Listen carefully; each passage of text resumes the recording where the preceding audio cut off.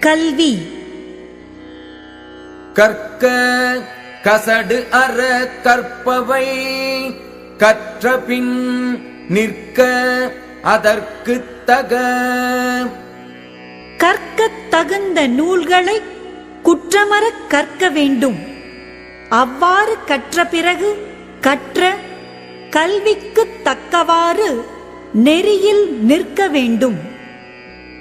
எண் என்ப ஏனை எழுத்து என்ப இவ்விரண்டும் கண் என்ப வாழும் உயிர்க்கு.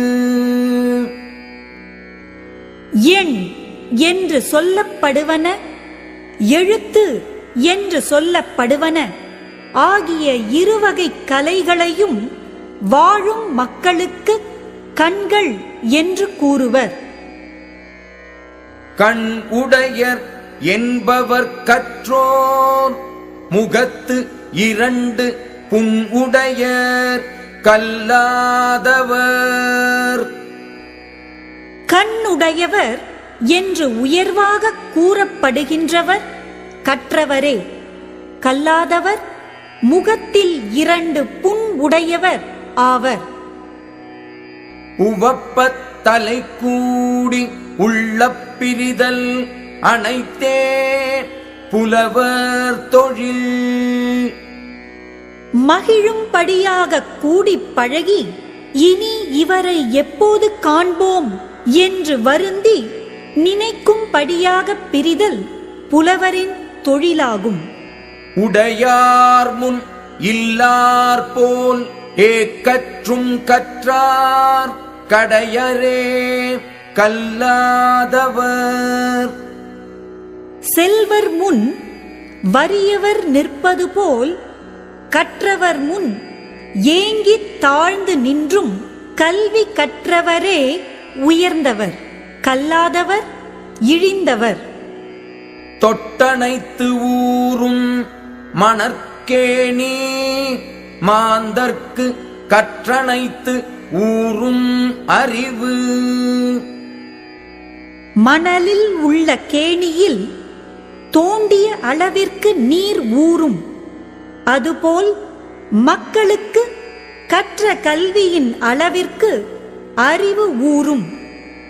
யாதானும் நாடு ஆமால் ஊர் ஆமால் என் ஒருவன் சாம் துணையும் கல்லாதவாறு. கற்றவனுக்கு தன் நாடும் ஊரும் போலவே வேறு எதுவாயினும் நாடாகும் ஊராகும். ஆகையால் ஒருவன் சாகும் வரையில் கல்லாமல் காலம் கடிப்பது ஏன்? ஒருமை கண் தான் கற்ற கல்வி ஒருவர்க்கு எழுமையும் ஏமாப்பு உடைத்து. ஒரு பிறப்பில் தான் கற்ற கல்வியானது அப்பிறப்பிற்கு மட்டும் அல்லாமல் ஒருவனுக்கு 7 பிறப்பிலும் உதவும் தன்மை உடையதாகும். தாம் இன்புறுவது உலகு இன்புறக் கண்டு காமுறுவர் கற்றறிந்தார். தாம் இன்புறுவதற்கு காரணமான கல்வியால் உலகமும் இன்புறுவதைக் கண்டு கற்றறிந்த அறிஞர் மேன்மேலும் அக்கல்வியையே விரும்புவர். கேடு இல் விழுச்செல்வம் கல்வி ஒருவர்க்கு மாடு அல்ல மற்றையவை. ஒருவனுக்கு அழிவு இல்லாத சிறந்த செல்வம் கல்வியே ஆகும். கல்வி தவிர மற்ற பொருள்கள் அத்தகைய சிறப்புடைய செல்வம் அல்ல.